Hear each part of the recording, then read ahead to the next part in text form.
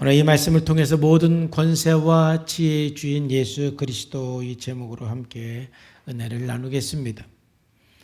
마가복음 11장 후반부터 마가복음 12장까지는 유대 지도자들이 예수님과 논쟁을 벌이는 내용입니다. 예수님의 권위에 대해서 그들은 질문을 했고, 또 오늘은 세금에 대해서 예수님께 질문을 합니다. 모든 질문은 예수님의 권위에 도전하는 것이고 예수님을 시험하고 책잡기 위해서 하는 질문이었습니다. 먼저 오늘 본문 말씀을 한 절 한 절씩 살펴보겠습니다. 13절 말씀에 보면은 그들이 예수의 말씀을 책잡으려 하여 바리새인과 헤롯 땅 중에서 사람을 보냈다 그랬습니다.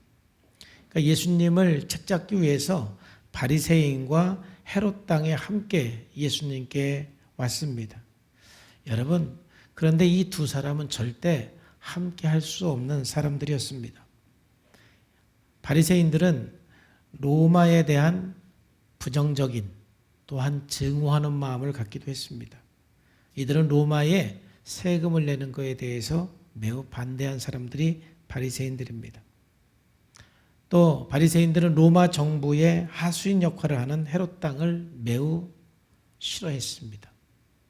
반면에 헤롯 땅은 로마의 문명을 찬양하고 로마를 위해서 정치하는 헤롯에 협조하는 현실주의자들입니다. 그래서 이 둘은 도저히 함께할 수도 친해질 수도 없는 관계들이고, 굳이 우리가 좀 이해하기 쉽게 비교하자면 우리나라 일제강점기 때의 독립군과 친일파의 관계라고 생각하시면 됩니다.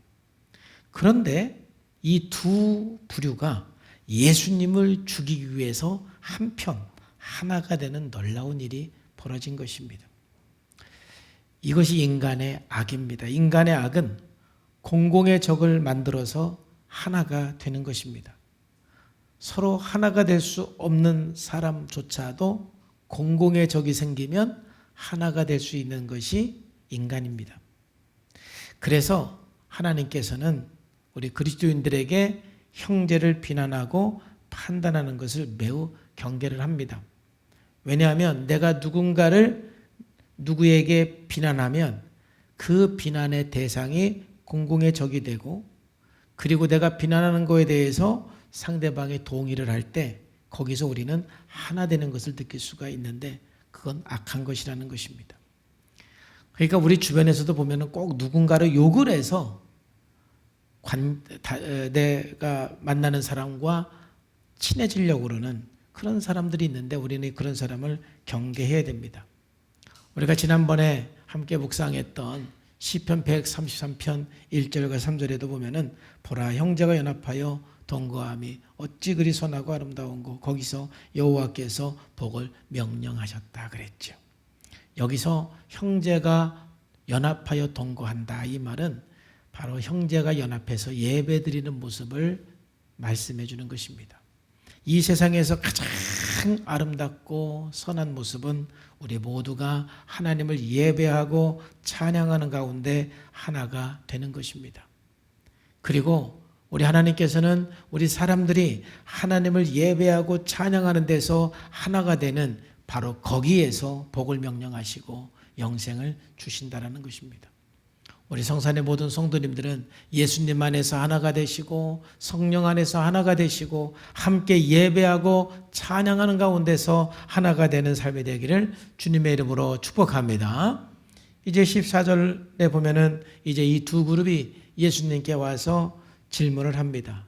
근데 질문하기 전에 먼저 이제 예수님께 먼저 칭찬을 하면서 어찌 보면은 함정을 파는 것입니다. 선생님이요, 우리가 아노니 당신은 참되고 아무도 꺼리는 일이 없습니다. 이것은 정말 예수님이 그래서 그런 것이 아니라 예수님을 책잡기 위해서 먼저 쫙 밑밥을 까는 것입니다. 칭찬하는 것입니다. 2절에도 이는 사람을 외모로 보지 않고 오직 진리로서 하나님의 도를 가르치십니다. 그래서 이들이 하는 질문에 대해서 예수님께서 본인의 생각을 정직하게 대답을 유도하기 위해서 먼저 칭찬을 하는 것입니다. 그리고 지금 굉장히 무서운 질문을 예수님께 하는 것입니다. 어떤 질문이에요? 가이사에게 세금을 바치는 것이 옳습니까? 옳지 않습니까? 지금 여기서 예수님께서 바쳐라. 그러면 어떻게 됩니까? 바리새인들과 그를 따르는 사람들이 예수님의 적이 되는 것입니다. 그들은 예수님을 로마의 세금을 바치라고 그랬다 하면서 예수님을 죽이려 들 것입니다. 근데 반대로 예수님께서 세금을 바치지 말라. 그러면 헤롯 당들을 중심으로 해서 로마 정치권에 고발하고 고소하고, 그래서 로마 정부로부터 엄청난 핍박과 압력을 받는 그러한 일이 생길 것입니다. 그래서 사실은 예수님은 세금을 바쳐라 라고 말해도 큰일 나는 것이고, 세금을 바치지 말아라 그래도 큰일 나는 것입니다.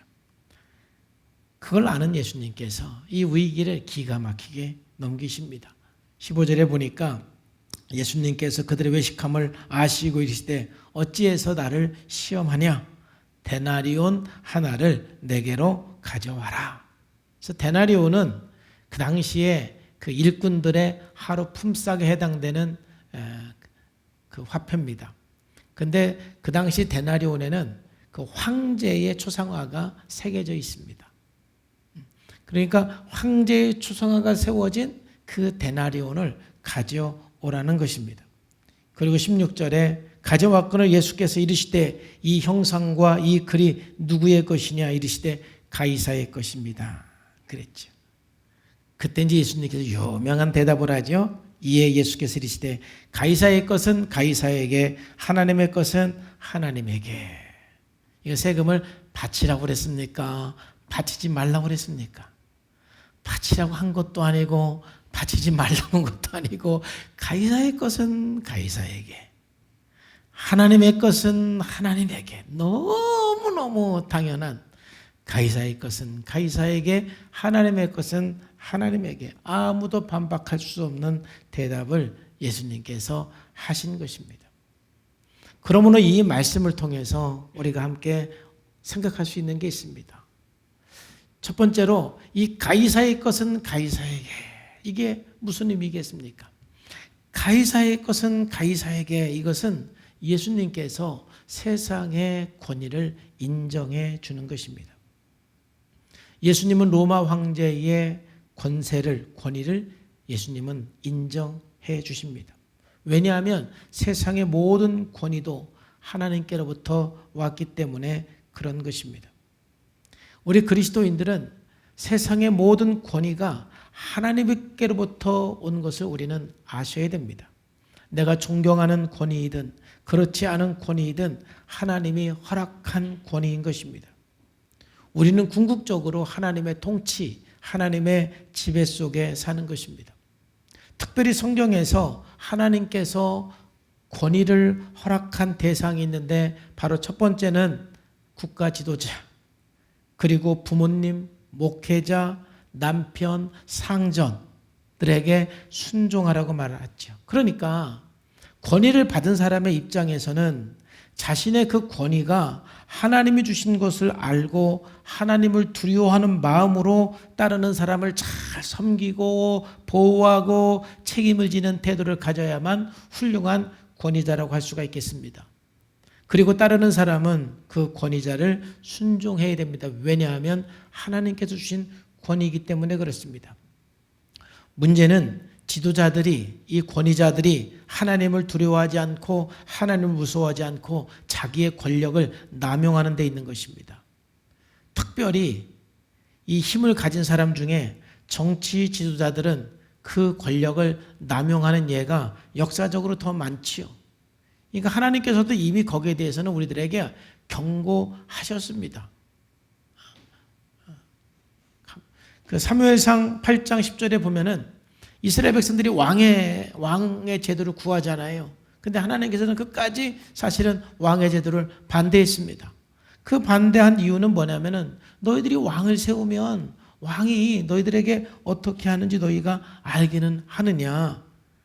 너희를 다스린 왕의 제도는 이러하니라. 그가 너희 아들들을 데려다가 그의 병거와 말을 어거하게 키우게 할 것이다. 그리고 12절에 또 너희 아들들을 1000부장 50부장 이렇게 삼아서 밭도 갈게 하고 추수도 하고 전쟁도 하게 할 것이다. 그리고 또 13절에도 너희들 딸을 데려다가 향로들을 만드는 일을 시키고 요리하고 떡 굽는 자로 삼을 것이다. 또 14절부터 이렇게 보면은 바로 가장 좋은 것을 이렇게 가져다가 자기들의 신하에게 줄 것이다. 세금을 많이 받을 것이다. 등등 이 왕의 제도가 형성이 되면 그 권력가들은 굉장히 너희들을 때로는 힘들게도 하고 압박을 하기도 할 것이다라는 것을 경계하고 있습니다. 여러분, 인간은 타락했기 때문에 권력이 많이 주어지면 주어질수록 남용하고 싶은 그런 욕구가 생기게 돼 있습니다. 그럼에도 불구하고 성경은 뭐라고 말합니까? 그 권위에 순종하라고. 가이사의 것은 가이사에게. 베드로전서 2장 13절에 인간의 모든 제도를 주를 위하여 순종하라라고 말하는 것입니다. 여러분, 믿는 사람들은 나는 하나님의 법은 순종하지만 나라법은 나는 중요하게 생각하지 않고 나는 안 지켜도 된다고 생각해. 그거는 있을 수가 없는 거예요. 그리스도인일수록 훌륭한 시민정신을 가져야 되는 것입니다. 그래서 최선을 다해서 나라의 법을 지켜야 하는 것입니다. 이 부분에 대해서 사도 바울은 로마서에서 좀 더 자세하게 우리들에게 말씀하고 있습니다. 좀 길지만 한번 읽어보겠습니다. 사람은 누구나 위에 있는 권세에 복종을 해야 합니다. 왜냐하면 모든 권세는 하나님께로부터 온 것이며 이미 있는 권세들도 하나님께서 세워주셨기 때문에 그렇습니다. 모든 권세는 하나님께로부터 왔기 때문에 우리가 복종해야 돼요. 그러므로 권세를 거역하는 사람들은 하나님의 명을 거역하는 것입니다. 라고 말씀. 세상의 권세를 거역하는 것은 하나님의 권위에 거역하는 것이다. 4절 말씀에서도 통치자는 여러분 각자에게 유익을 주려고 일하는 하나님의 일꾼들입니다. 그러니까 통치자들은 이런 말씀들을 눈여겨봐야 돼요. 우리가 정치 지도자가 있는 것은 각 사람, 우리 백성들의 유익을 위해서 존재하는 사람들입니다. 그러니까 아무리 나쁜 지도자라 할지라도 그런 일을 전혀 안 하는 건 아닙니다. 우리들에게 유익을 주려고 하는 하나님의 일꾼이라는 것입니다. 그래서 5절 말씀에 보니까 그러므로 진노를 두려워해서만이 아니라 양심을 생각해서라도 복종해야 합니다. 우리가 양심을 따라서 세상의 법에 복종하라는 것입니다. 그리고 7절 말씀 한번 보면은 여러분은 모든 사람에게 의무를 다하십시오. 조세를 바쳐야 할 이에게 조세를 바치고 관세를 바쳐야 할 이에게는 관세를 바치고 두려워해야 할 이는 두려워하고 존경해야 할 이는 존경하십시오. 그랬습니다.